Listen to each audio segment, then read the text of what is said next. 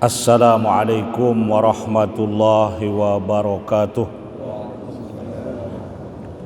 Bismillahirrahmanirrahim. Alhamdulillahi rabbil alamin. Wabihi nasta'inu ala umurid dunya waddin.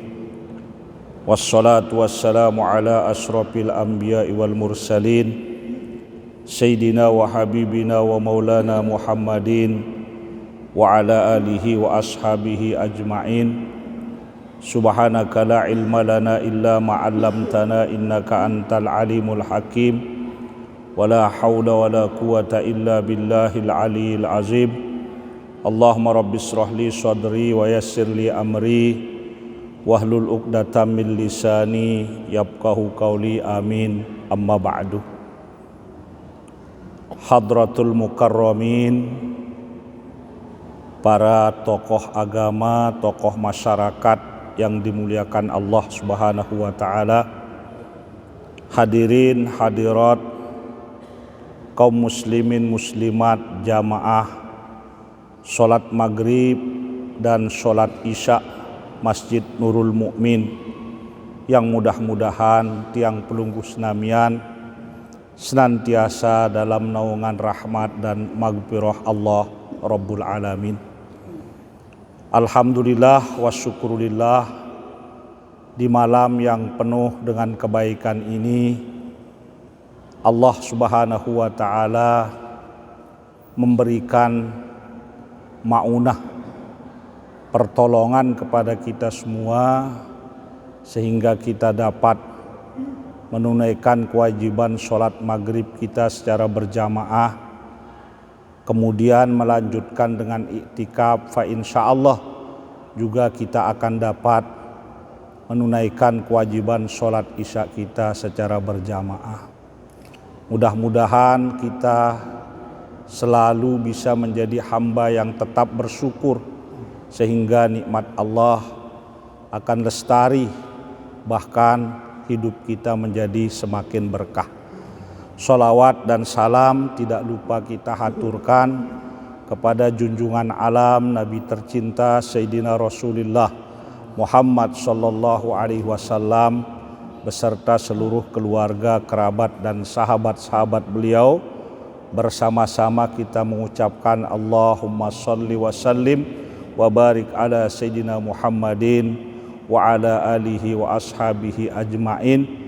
Mudah-mudahan di hari kiamat nanti kita bersama anak cucu dan keturunan kita termasuk menjadi bagian dari orang-orang yang mendapatkan syafaat kubro pada hari kiamat dari Rasulullah Sallallahu Alaihi Wasallam. Hadirin sekalian rahimakumullah, baru sekitar 2 hari kita bangsa Indonesia merayakan hari kemerdekaan kita yang ke-77. Artinya bangsa Indonesia kita sudah cukup lama merdeka, 77 tahun, melampaui umur golib satu generasi dalam perjalanan hidup generasi demi generasi. Karena kita ini umat yang umurnya rata-rata dalam satu generasi itu antara 60 sampai dengan 70 tahun. Nah, tentu merayakan kemerdekaan bukan sesuatu yang tidak baik, asal dalam merayakan kemerdekaan itu tetap terjaga 2 hal.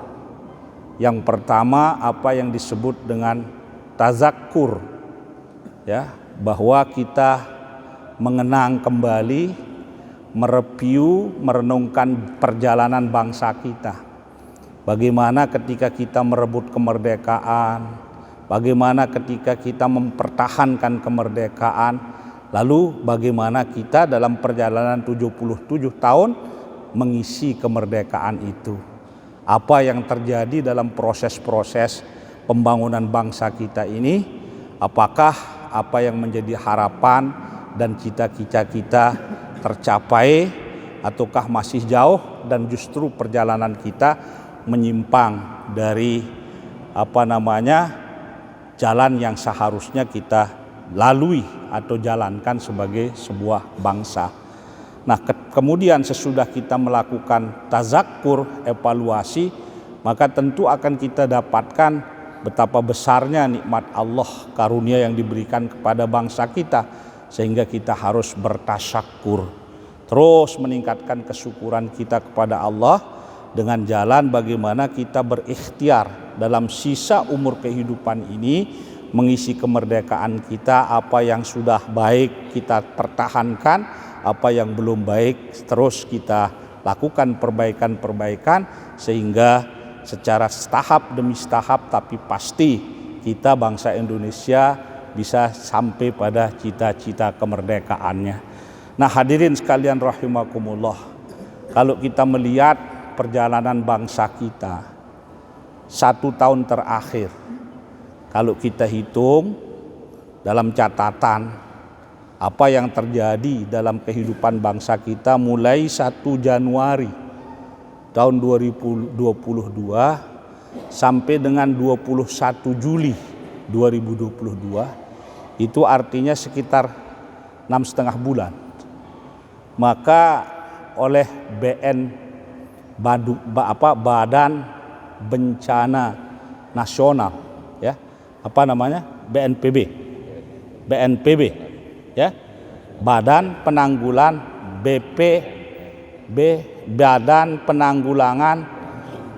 BP Bencana Nasional, pokoknya itu sudah bagian bencana itu. Kita lihat Badan Penanggulangan Bencana Nasional itu merilis bahwa per 21 Juli yang lalu, dihitung dari 1 Januari terjadi 2083 bencana. Ya, apakah itu tanah longsor, apakah itu banjir bandang, banjir rob, kebakaran yang memakan korban harta, bahkan korban nyawa dan jiwa.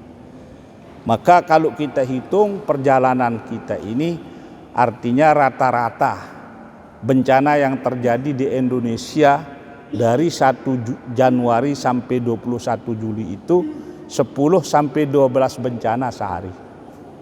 10 sampai 12 bencana.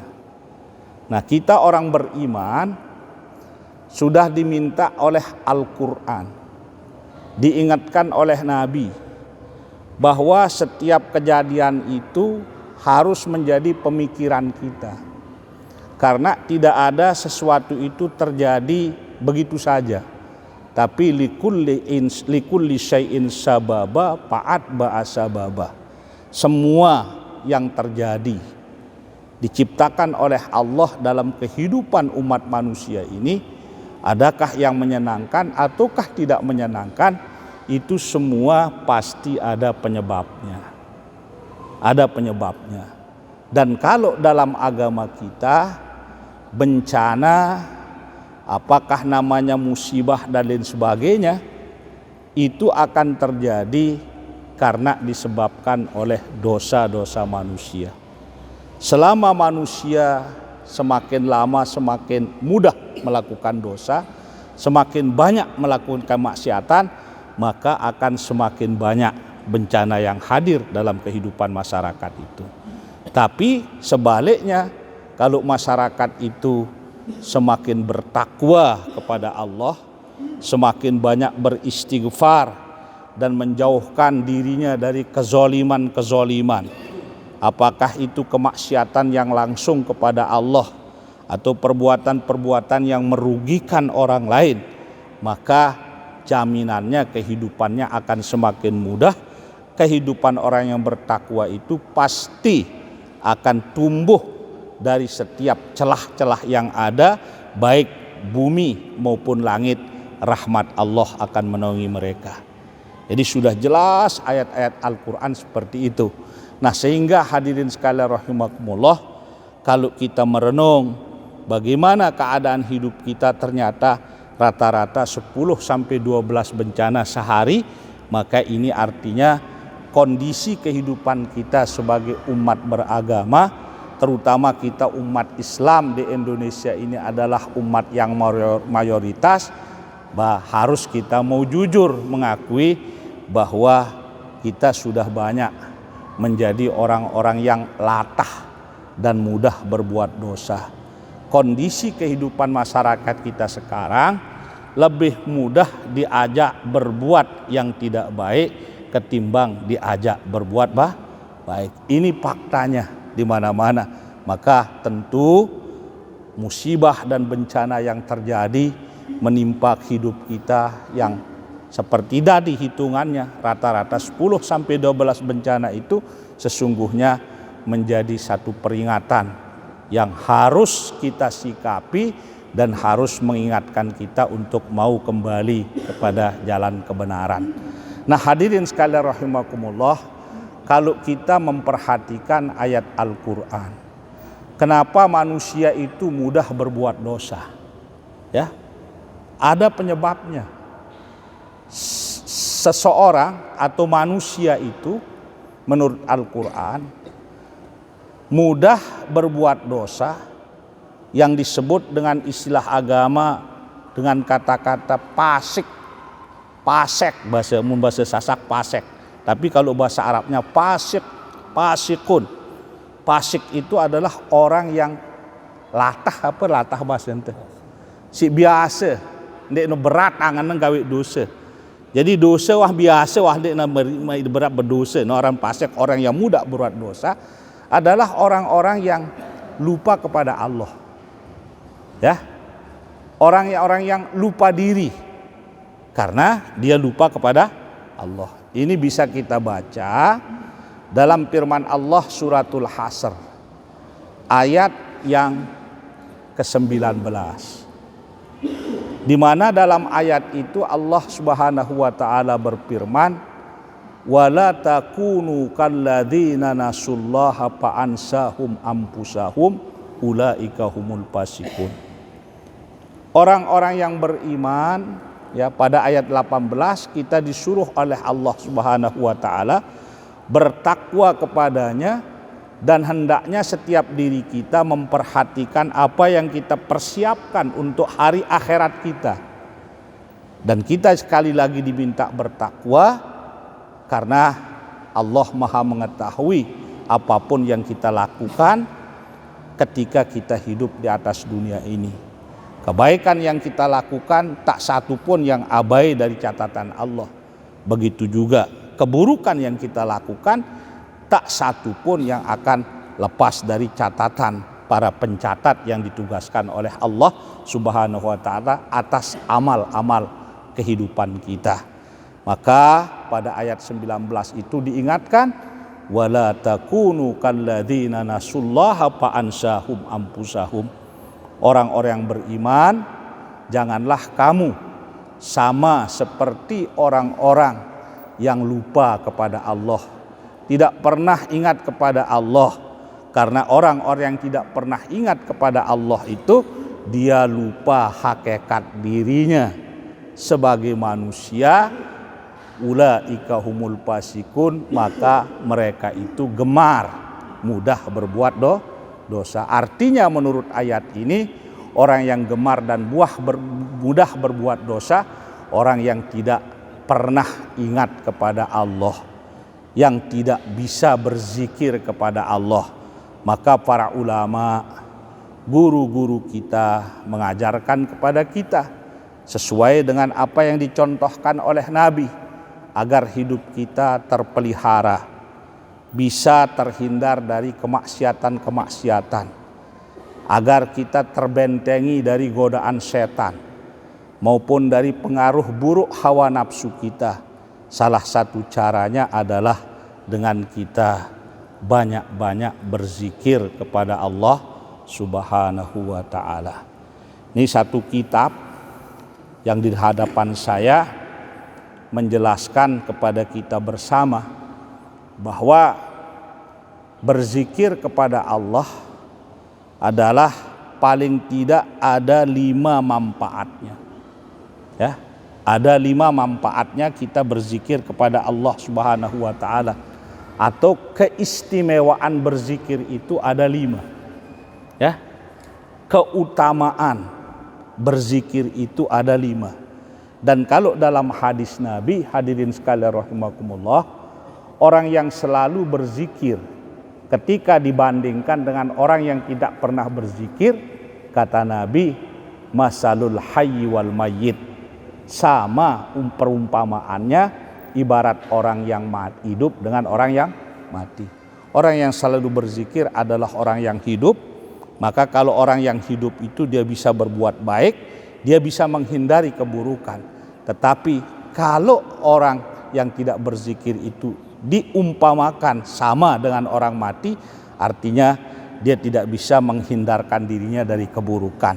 Nah, dalam kitab ini oleh Imam Abu Lais As-Samarqandi dijelaskan kepada kita semua bahwa ada 5 keutamaan bagi orang-orang yang selalu berzikir, atau ketika kita memperbanyak zikir, maka dengan zikir itu kita bisa memperoleh 5 keutamaan. Mana keutamaan berzikir itu yang 5 itu? Pertama, anna fihi ridallah. Pada banyak berzikir itu kita bisa mendapatkan keredaan Allah. Karena janji Allah dalam dalam hadis qudsi itu firman-Nya, kalau kita menyebut Allah, maka Allah juga akan menyebut kita pada majelis yang lebih baik dari majelis tempat kita menyebut Allah Subhanahu wa taala. Dan hadirin sekalian rahimakumullah, mohon maaf kalau kita bicara kekinian, ya, di saat situasi kehidupan kita, masyarakat dunia ini terkooptasi dengan hal-hal yang duniawi. Semua kita ingin menjadi orang yang populer, semua kita ingin cenderung menjadi tokoh publik, masyhur, masyhur ya istilahnya, ya, menjadi orang terkenal, ya, semua kita. Tetapi kalau dalam istilah agama itu, ya, manusia itu ada yang masyhur fil alam tetapi majhul fis sama. Dia terkenal di bumi tetapi tidak dikenal di langit. Tapi ada juga orang majhul fil ardi masyhurun fis sama. Dia asing di bumi, tidak dikenal oleh siapa-siapa, tetapi di langit dia sangat dikenal oleh makhluk yang ada di langit. Nah, ada orang yang masyhurun, ya, fil ardi wa fis sama, dia sangat dikenal oleh orang di bumi, dia sangat populer di bumi, dan juga dia sangat populer di langit. Artinya dia menjadi pergunjingan baik dari para malaikat Allah. Siapa orang-orang yang bisa jadi di atas dunia dia tidak dikenal, ya, dia tidak dikenal oleh makhluk. Dia adalah dianggap orang biasa-biasa. Dia dianggap manusia, ya, pokoknya tidak berkelas lah. Tetapi justru di langit dia dipuja-puja oleh para malaikat. Itulah orang-orang yang banyak berzikir kepada Allah. Ya. Siapa itu orang-orang yang di atas bumi ini? Dia terkenal sekali karena segala, ya, alat media dia manfaatkan untuk bagaimana mensosialisasikan dirinya sehingga dia menjadi orang yang sangat tersosialisasi. Tetapi dia tidak dikenal, tidak menjadi pembicaraan para malaikat. Siapa itu? Orang yang di atas dunia ini memang dia banyak melakukan hal-hal yang membuat dia terkenal di tengah-tengah manusia, tapi dia tidak pernah berzikir kepada Allah. Nah, itu kalau dalam apa yang dijelaskan oleh para ulama. Maka keistimewaan yang pertama dari orang yang suka berzikir adalah kompetensi dia untuk mendapatkan ridho Allah Subhanahu wa taala sangat terbuka. Jadi di dalam berzikir kepada Allah, ruang kita sangat lebar, terbuka lebar untuk mendapatkan ridho Allah. Dan bagi orang beriman tidak ada yang lebih utama, lebih berharga melebihi keridhaan Allah Subhanahu wa taala. Kita perlu ampunan Allah. Kita perlu rahmat Allah.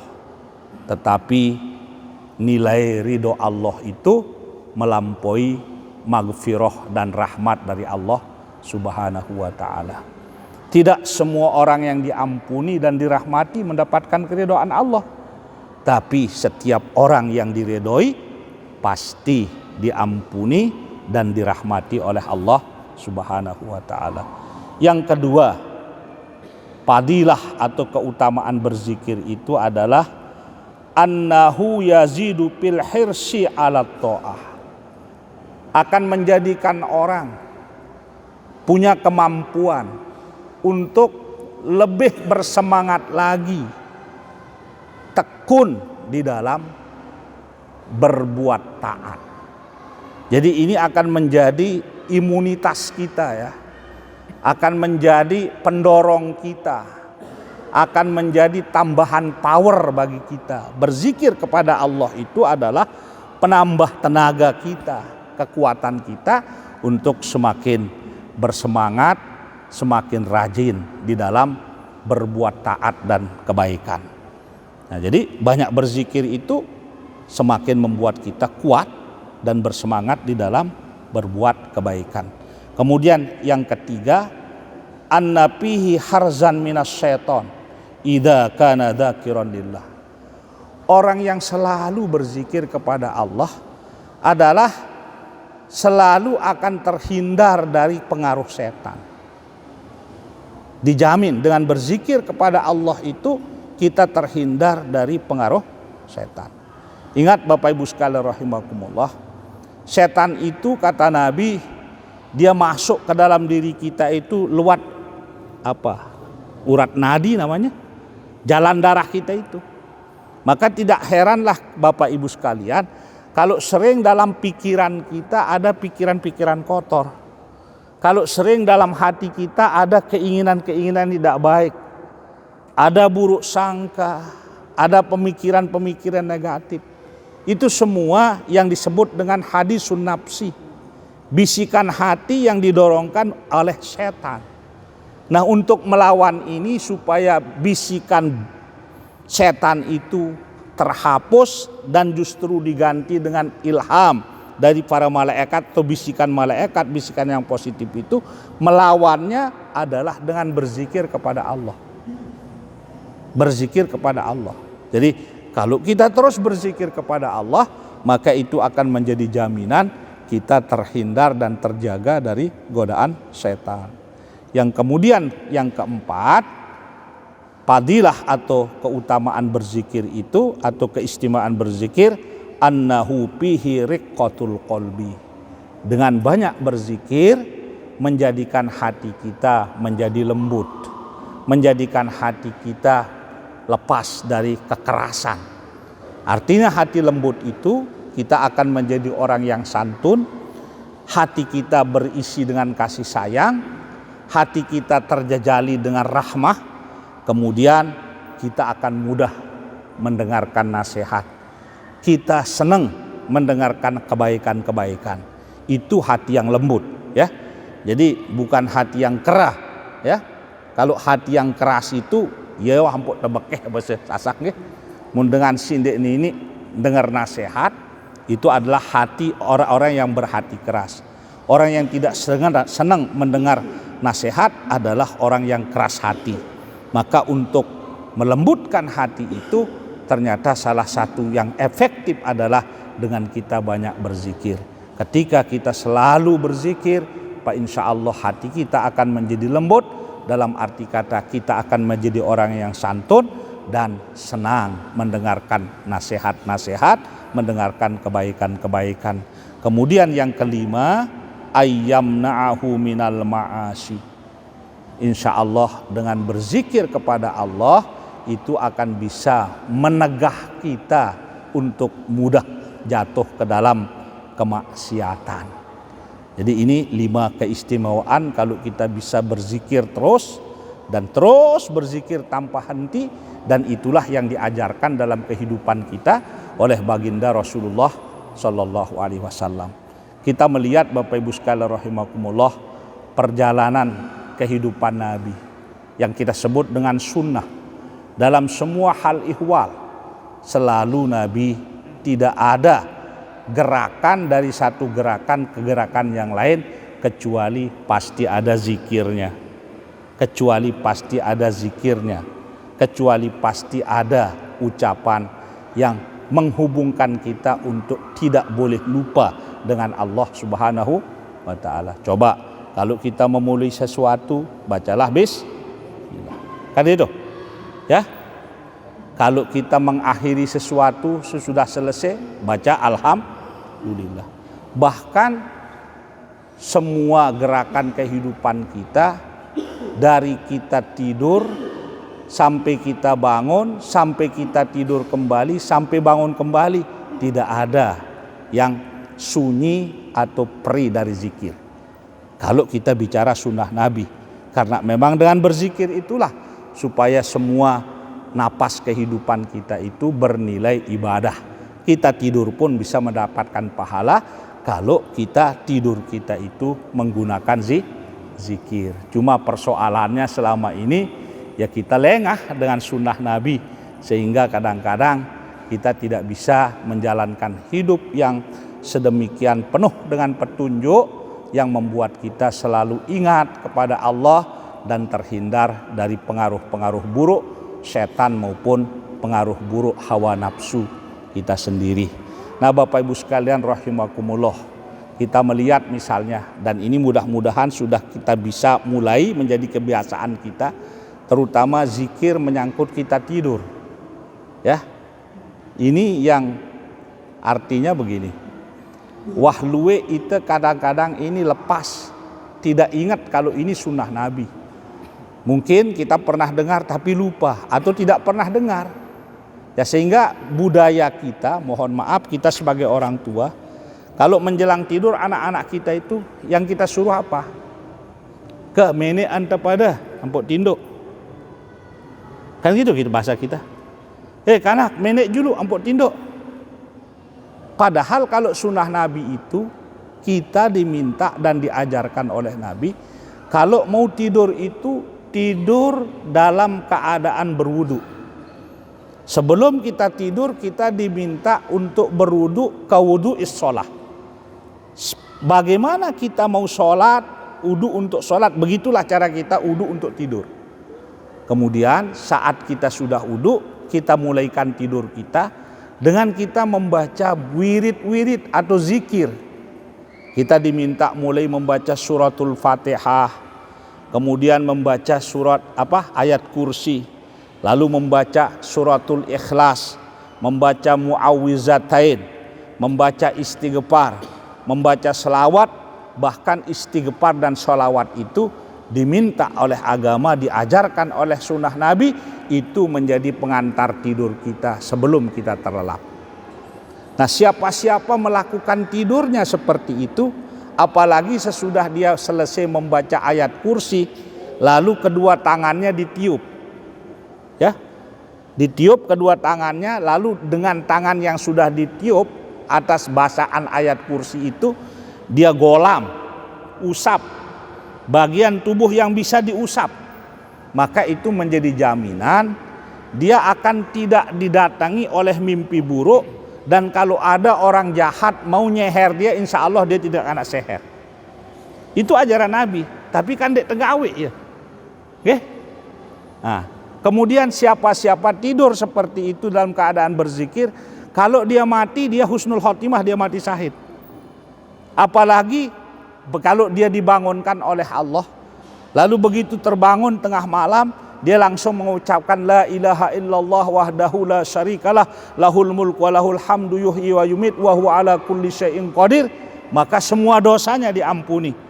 Lalu sesudah dia terjaga, dia mengatakan alhamdulillahilladzi ahyani ba'dama amatani wa ilaihin nusur, maka semuanya itu merupakan wujud kesyukurannya yang berpahala dan beribadah kepada Allah. Lakukan dek tuah gawe nggih. Dek tuah gawe kan merek si beru papun teh anak teh kami pada tinduk mene ante julu. Kenapa kita tidak ajak dia, ayo anakku, cucuku, kita mau tidur uduk dulu. Kan lamun tengan uduk pasti temene berjulu. Lagu lamun temenit doang dek narak jaminan dengan wudu.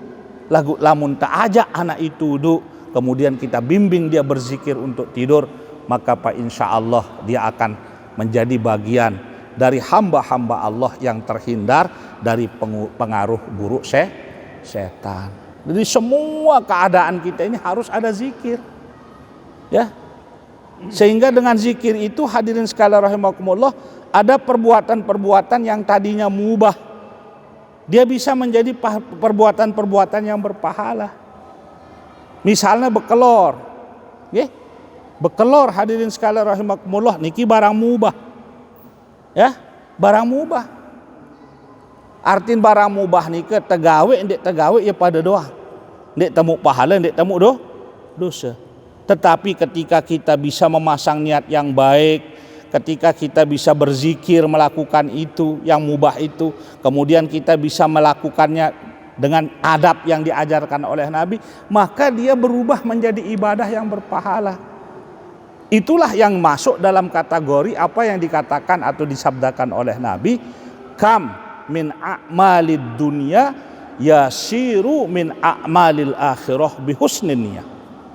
Tidak sedikit perbuatan-perbuatan duniawi, ya, akan menjadi perbuatan akhirat dalam arti berpahala, disebabkan dengan niat yang baik. Dan kemudian tentu niat yang baik itu ditindaklanjuti, dilaksanakan dengan cara-cara yang baik yang diajarkan oleh baginda Rasulullah SAW. Wakam min a'malil akhirah, dan tidak sedikit juga amal-amal akhirat yang tadinya berpahala, yasiru min a'malid dunya bisu'in niyah, justru akan menjadi perbuatan dunia yang tidak berpahala karena tidak baiknya niat kita. Maka ketika kita bicara makan yang mubah itu bisa menjadi ibadah. Pertama, kalau niat kita baik. Misalnya niat kita baik, bagaimana? Saya makan agar saya sehat, ibadah. Kedua, zikir kita jangan lupa. Kalau makan itu ada zikir. Bagaimana caranya zikir kalau makan? Sebelum makan supaya kita baca bismillah. Dan membaca bismillah itu kalau makan cukup bismillah. Tidak perlu mengatakan bismillahirrahmanirrahim. Kalau makan minum itu ya Pak Haji ya, laun iya tuh bismillahirrahmanirrahim. Enggak. Kalau baca bismillah, zikir untuk makan itu cukup bismillah. Nah, saking perlunya kita zikir ketika makan, kalau kita lupa di awal, pas tengah-tengah makan baru kita ingat kita belum baca bismillah berzikir, justru diajar oleh Nabi bismillahi awwalahu wa akhirahu. Bagaimana kalau sudah selesai, sudah cuci tangan, katanya tetap kita sunnah ya untuk berzikir bismillahi awwalahu wa akhirahu. Nah, begitu selesai kita makan, karena kita sudah mendapatkan nikmat Allah berupa makanan minuman masuk ke dalam perut kita, lalu kita berdoa kepada Allah, alhamdulillahilladzi at'amani, ya, terus wasaqani. Segala puji bagi Allah yang telah memberikan saya makan dan telah memberikan saya minum, ya.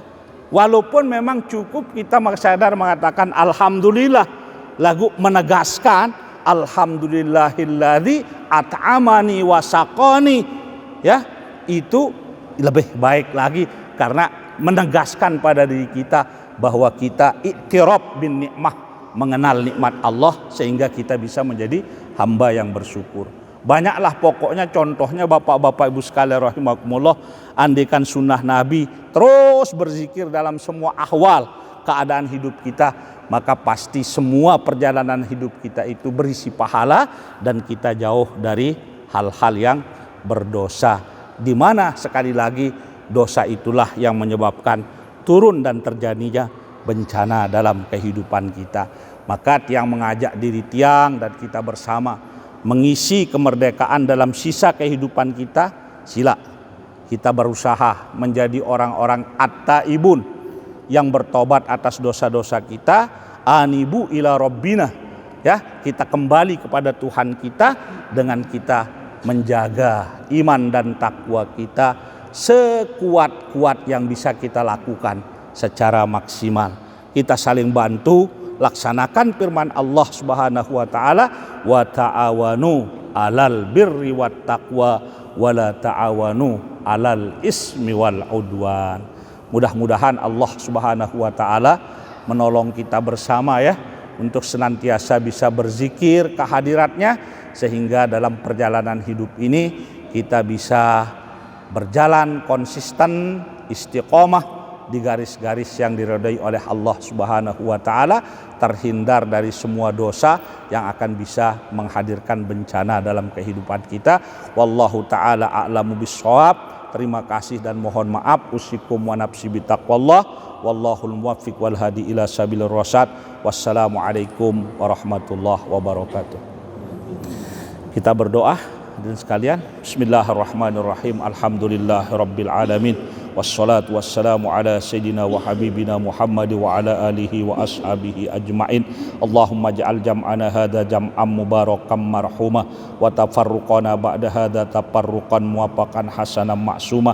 Allahumma la tada' lana fi majlisina hadha dhanban illa ghafartah wa la hamman illa farrajtah wa la maridan illa syafaitah wa la aiban illa satartah wa la hajatan min hawaijid dunya wal akhirati hiya la karidan illa qadaitaha wa yassartaha innaka ala kulli syai'in qadir bi rahmatika ya arhamar rahimin. Allahumma arinal haqqa haqqan warzuqna ittiba'ah wa arinal batila batila warzuqna ijtinabah. Rabbana adkhilna mudkhala sidqin wa akhrijna mukhraja sidqin waj'al lana min ladunka rahmatan wa sultanan nasira. Allahumma ij'alna wa auladana wa dhurriyyatina minadz dzakirin at-ta'ibin bi rahmatika ya arhamar rahimin. Rabbana atina fid dunya hasanah wa fil akhirati hasanah wa qina adzabannar. Wa sallallahu wasallam ala sayyidina wa habibina Muhammadin wa ala alihi wa sahbihi ajma'in. Walhamdulillahi rabbil alamin. Al-Fatihah.